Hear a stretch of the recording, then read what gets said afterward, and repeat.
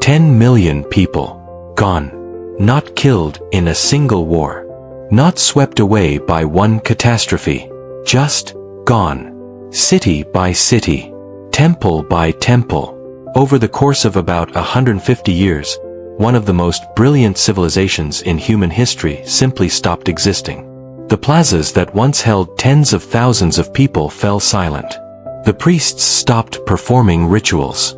The kings stopped carving their names into stone. The jungle moved in, and within a few centuries, you could walk right past a city the size of a modern metropolis and never know it was there. Welcome to Empire Echo Archive, where the greatest mysteries of the ancient world are told honestly, completely, and with the respect they deserve. Hit that subscribe button right now and turn on notifications.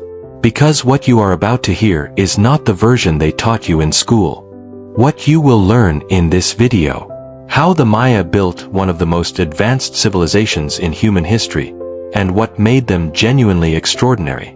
The three theories that researchers have been arguing about for decades, and the one that science just confirmed in 2025. Why a single cave in Mexico just changed everything we thought we knew about the collapse.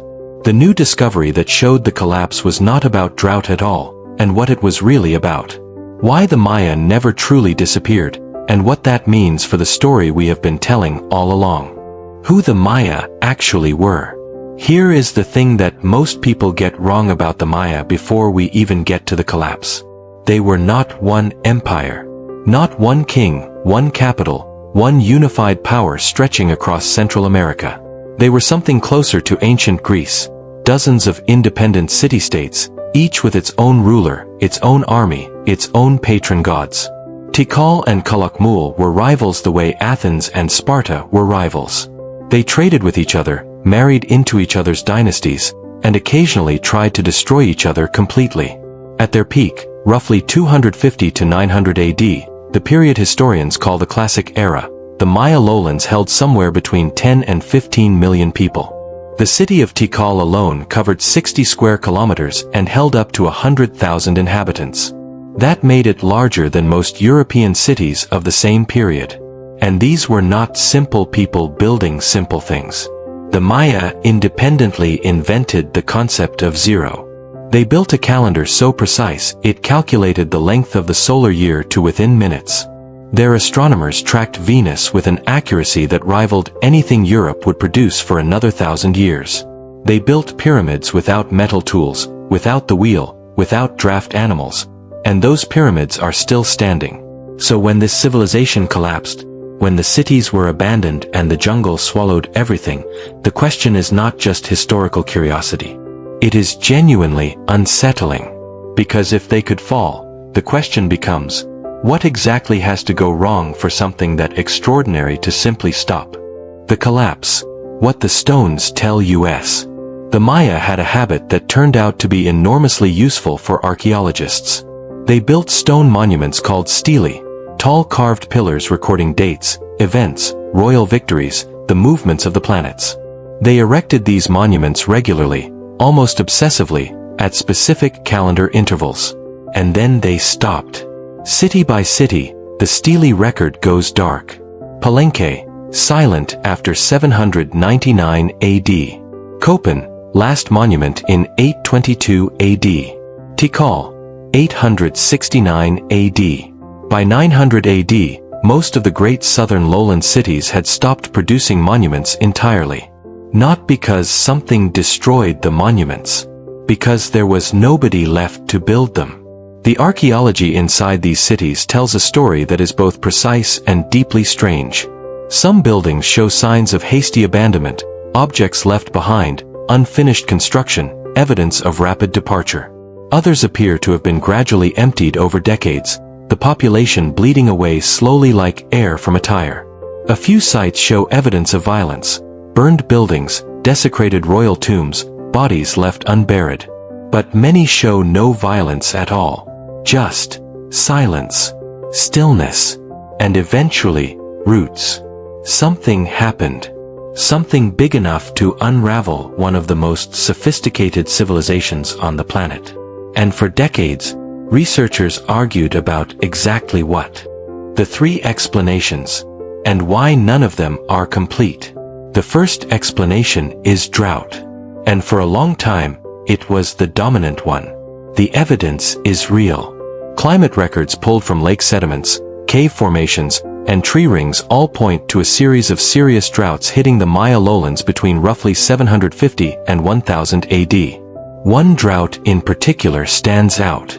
A stalagmite from a cave in the Yucatan, analyzed by researchers at the University of Cambridge in a study published in August 2025, revealed that a single drought lasted 13 years. 13 consecutive years of failed or dramatically reduced wet seasons. For an agricultural civilization that depended entirely on seasonal rainfall, 13 years without reliable rain is not a crisis. It is an extinction-level event for a city. The second explanation is warfare. And the inscriptions support this too. The Maya were never peaceful. The idea of the peaceful Maya astronomer priests was always more romantic than accurate. But in the century before the collapse, the scale and ferocity of warfare escalated dramatically. The great rivalry between Tikal and Calakmul had been pulling smaller cities into alliance networks and proxy conflicts for generations. By the late 700s, those conflicts had become almost constant. Cities that had once gone to war occasionally for prestige and prisoners were now going to war for survival. Trade routes were disrupted. Agricultural land was abandoned in war zones. Populations were displaced. The third explanation is political failure. And this one might be the most interesting. The Maya political system placed the king at the center of everything. Not just politically but cosmologically. The king was the intermediary between the human world and the divine. If the rains came, it was because the king's rituals were working. If the rains failed, it was because the king was failing. As droughts lengthened and wars intensified, the ideological foundation of Maya kingship began to crack.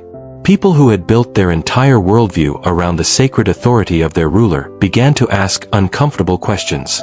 The kings responded, and this is documented in the archaeology, by building more, bigger temples, more elaborate ceremonies, as if doubling down on the rituals that were clearly not working. It did not help. In fact, it made things worse. The labor and resources poured into building programs came from the same stressed population that was already struggling with drought and war. The rulers extracted more from people who had less and less to give. If this story is getting under your skin, that is exactly the point. Hit the like button and subscribe to Empire Echo Archive. There is one more discovery that changes everything. The 2025 breakthrough, the answer nobody expected. Here is where the story gets genuinely surprising. In November 2025, researchers at the University of California, Santa Barbara, published a study in the Proceedings of the National Academy of Sciences that turned the drought explanation on its head. Not by disproving it, but by complicating it in a way nobody had quite anticipated. They studied lake sediment records from the Maya city of Itzan in southwestern Guatemala. And what they found was this. At Itzan, the climate was stable when the population collapsed. There was no drought. The rains were coming. The crops could have grown. And yet the city was abandoned anyway. The reason, the researchers argued, was network collapse. The Maya were not a collection of isolated city-states. They were deeply interconnected, economically, politically, militarily. Trade flowed between them. Grain was imported and exported. When drought hit the southern cities, it did not just destroy those cities. It sent shockwaves through the entire network. Trade partners disappeared. Military alliances fractured. Populations fleeing drought-stricken regions put pressure on stable ones. Economic systems that had functioned for centuries broke down because the nodes they depended on were gone. Itzan did not collapse because its climate failed. It collapsed because its world failed. The broader system that gave its existence meaning and made its survival possible, that system fell apart around it. And when the network goes, even the stable cities go with it. The biggest surprise, as the lead researcher put it, was that cities were being abandoned even under improving climatic conditions. The collapse was not a climate disaster. It was a cascading societal breakdown, a system failure of a civilization that had become too interconnected to survive the failure of its parts. The Maya did not disappear. One more thing, and this matters. The Maya did not vanish. That word, disappeared, is misleading, and it has been misleading people for a long time. The classic civilization collapsed. The great southern cities were abandoned. The kings stopped building monuments. But the Maya people did not cease to exist. They moved. They adapted. The northern cities like Chichen Itza actually flourished in the centuries after the southern collapse, absorbing migrants and cultural traditions from the south. When the Spanish arrived in the 16th century, they encountered millions of Maya people, speaking Maya languages, practicing Maya traditions, farming the same land their ancestors had farmed for 3,000 years. The Spanish conquest killed enormous numbers of them through war and disease, burned their books, destroyed their temples. That was a genuine catastrophe. But that was the Spanish, not some mysterious disappearance. Today, approximately 6 million Maya people live across Mexico, Guatemala, Belize, Honduras, and El Salvador. They are not the remnants of a lost civilization. They are the continuation of one. The civilization did not disappear. It transformed. Under pressure it could not survive, it broke apart, and from the pieces something different grew. That is not a story of mystery. That is a story of resilience. Of a people who kept going when the world they had built around themselves stopped working. In this video we learned.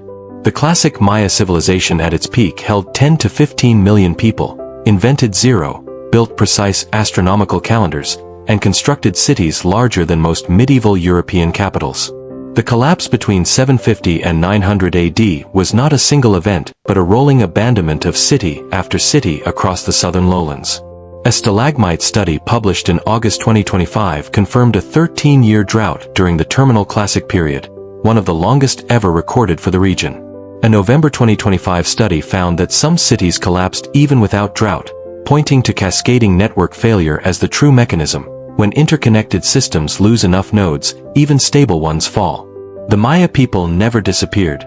6 million Maya descendants are alive today, and the civilization transformed rather than vanished. The jungle kept growing over those cities for 1,000 years. The roots split the stone. The trees grew through the temple walls. And the world forgot. But the people were still there. Still speaking the old languages.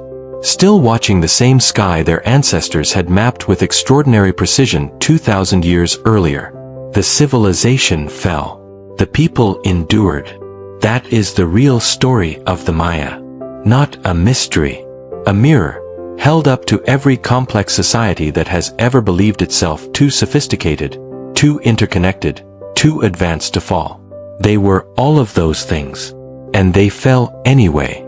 Thank you for watching. If this video made you see the Maya differently, hit that like button and share it with someone who needs to hear this story. Subscribe to Empire Echo Archive, new videos every week, going deep into the histories and mysteries that actually matter. Drop a comment below. What do you think really brought the Maya down? We read every single one. See you in the next one.